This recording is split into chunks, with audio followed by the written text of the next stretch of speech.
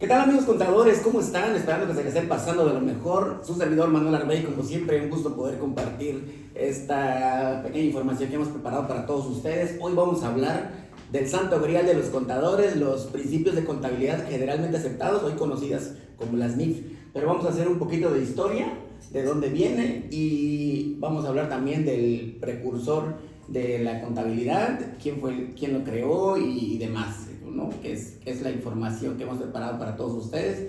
Gracias por seguirnos en esta transmisión. Recuerda darle like a la página. Aparecemos en Facebook como Contadores y Abogados en Cancún. Manuel Arbey, como siempre, un gusto poder estar con todos ustedes. Vamos a hablar entonces, entrando en materia, de los principios de contabilidad generalmente aceptados. Como decimos, son los requisitos mínimos de calidad que deben de tener los estados financieros. Los principios de contabilidad generalmente aceptados, 15, encontramos 15, aunque pudieran haber más, ¿no? Pudieran haber más. Nosotros vamos a hacer el análisis de 15 conceptos que son los requisitos mínimos de calidad que deben de tener los estados financieros, más que nada en la presentación y demás. Actualmente conocido como normas de información financiera.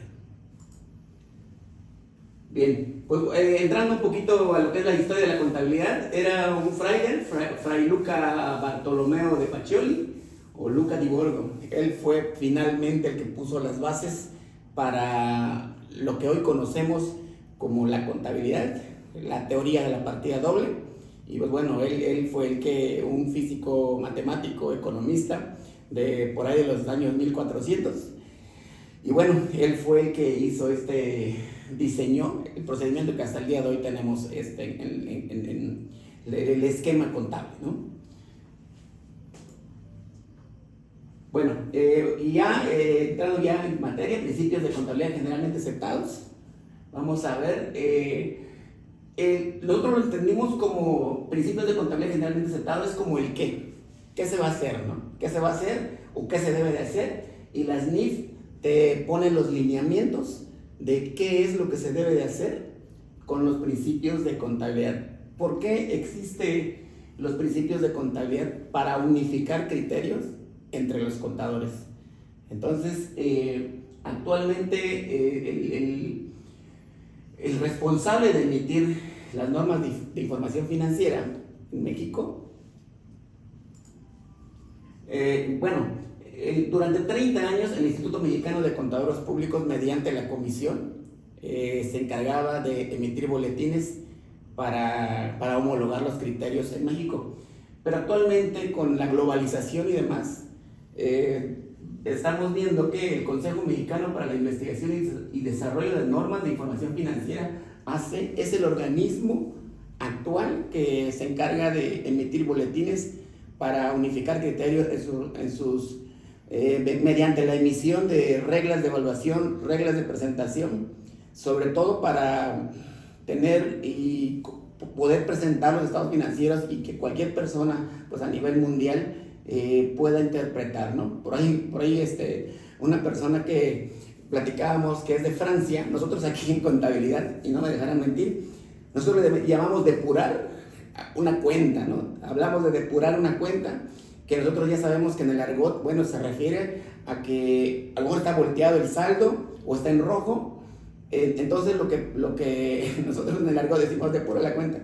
Y una persona que en su momento de Francia decía, es que en Francia le llamamos depurar a otra cosa, ¿no?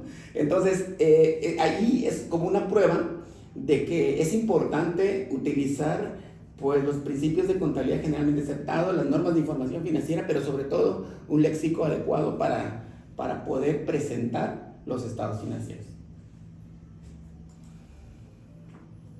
Bueno, la contabilidad, la definición, algunos dicen que es una ciencia, otros dicen que es una técnica que te genera mediante pues una serie de lineamientos los estados financieros que deben de ser oportunos y en tiempo y en forma, ¿no? Entonces, algunos dicen que bueno, es una ciencia. En lo personal yo digo que es una técnica que depende de la experiencia del contador para hacer sus registros contables y utilizando lo que son los principios de contabilidad generalmente aceptados. Los 15 principios contables generalmente aceptados son una serie de normas que se adoptan como guías y fundamentos en procedimientos contables. ¿Qué quiere decir con esto? Hablamos la otra vez con mi compañero y decían, bueno, es que nosotros los contadores hablamos contabilidad, ¿no? Hablamos contabilidad, vemos un asiento y ya sabemos qué es lo que el usuario quiso hacer con ese asiento, ¿no? Entonces, es como un lenguaje que nosotros como contadores manejamos. Y pues bueno, con simple el hecho de ver un asiento, ya sabemos qué fue lo que el usuario quiso hacer, porque recuerden que estamos regidos por los principios de contabilidad generalmente aceptados. Entonces ahí nosotros llegamos al mismo resultado, ¿no?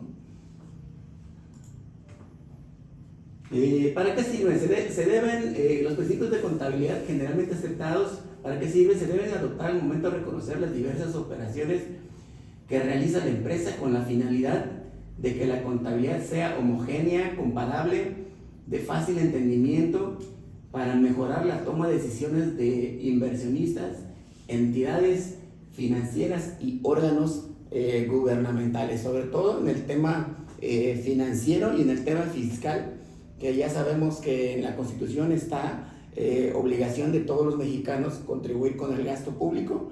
Y pues bueno, ahí estos principios nos van a ayudar a llegar al objeto que queremos, ¿no?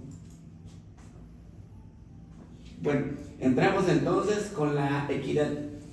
Dice, este principio nos dice que en la contabilidad no deben prevalecer los intereses particulares, sino reflejar todos los intereses relacionados con la operación económica. ¿A qué se refiere esto? Que nosotros tenemos que ver a la empresa como un ente independiente y debe de tener sus propios costos, sus propios gastos, para que cumplan con el proceso, o más bien con ese principio de equidad. Pasa luego a veces que los accionistas empiezan a pagar facturas con sus cuentas personales que en algún entonces pues no estaban reguladas por el SAT, pero al día de hoy todas las cuentas pues son fiscales, ¿no?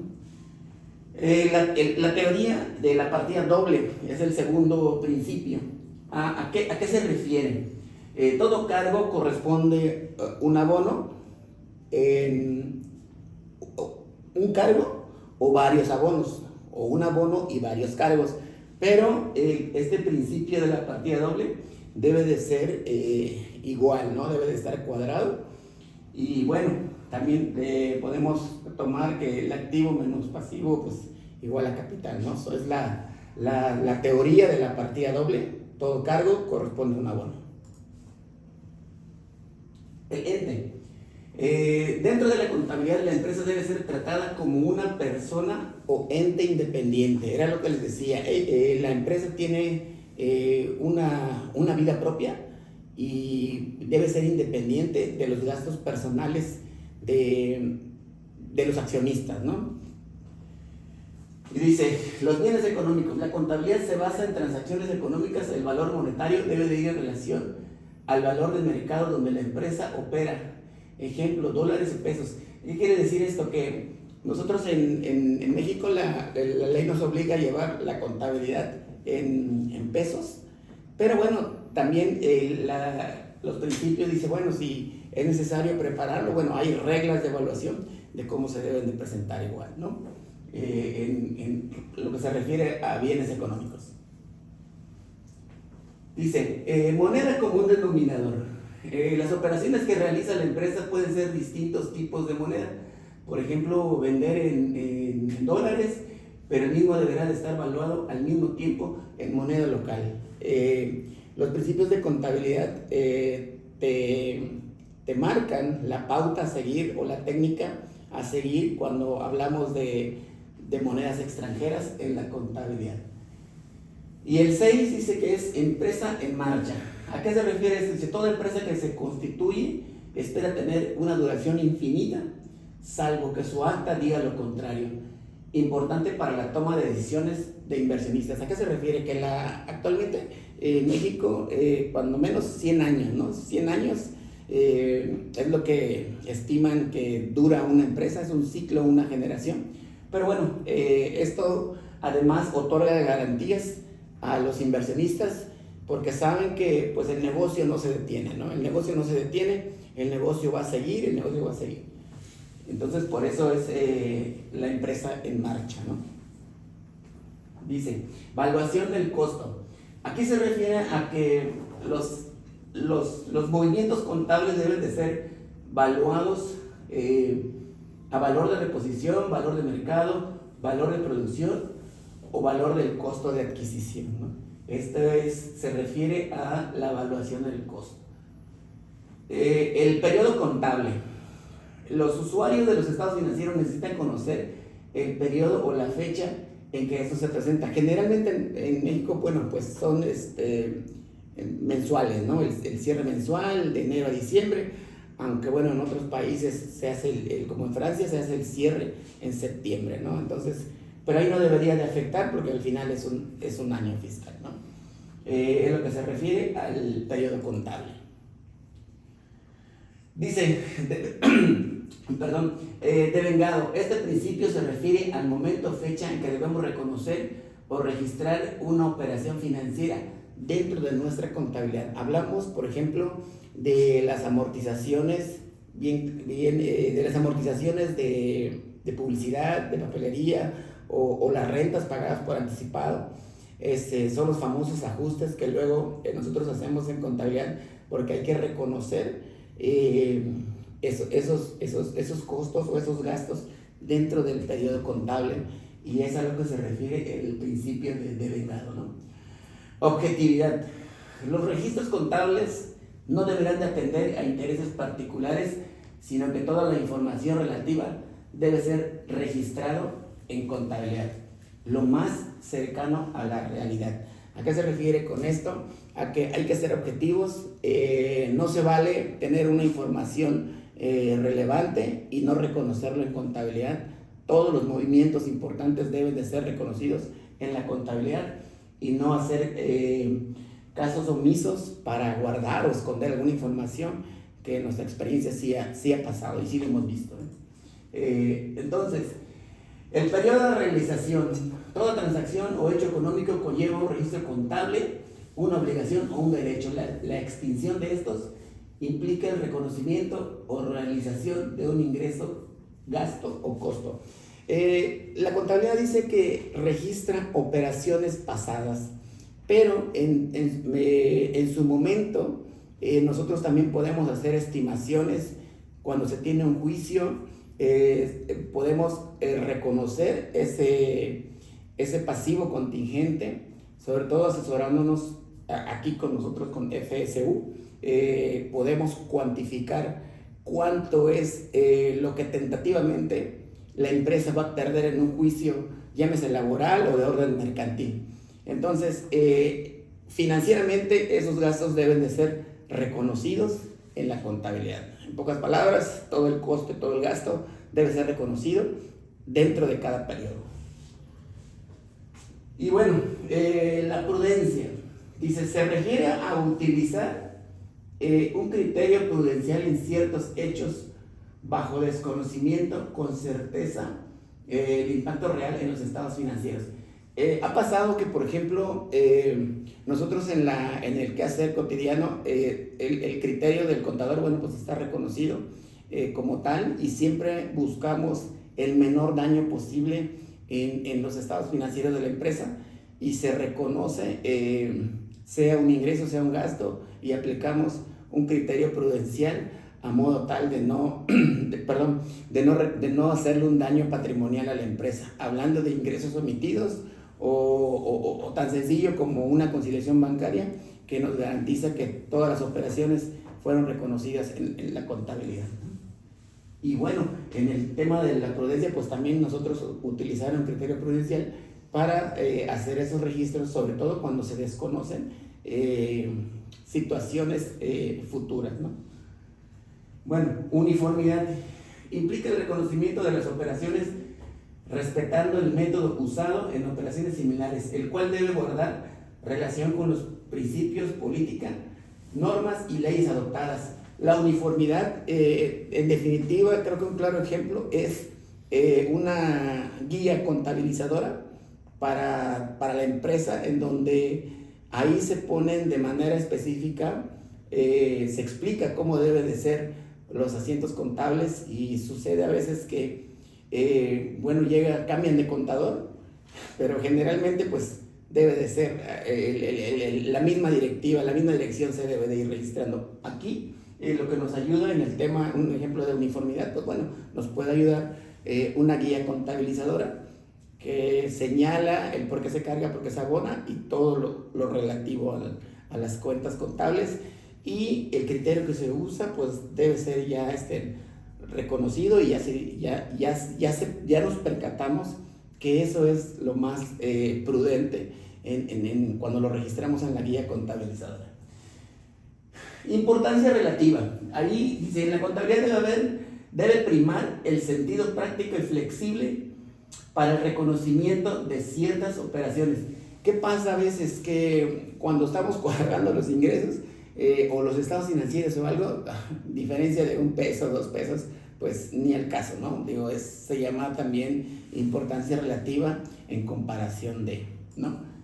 Entonces, los hechos significativos. Exponer con la mayor diligencia posible hechos significativos que afecten sustancialmente los estados financieros. Claro ejemplo, un ingreso omitido, se recibieron 2 millones de pesos y no se registró en contabilidad. Ese es un claro ejemplo de hay que reconocerlo y hay que registrarlo, ¿no?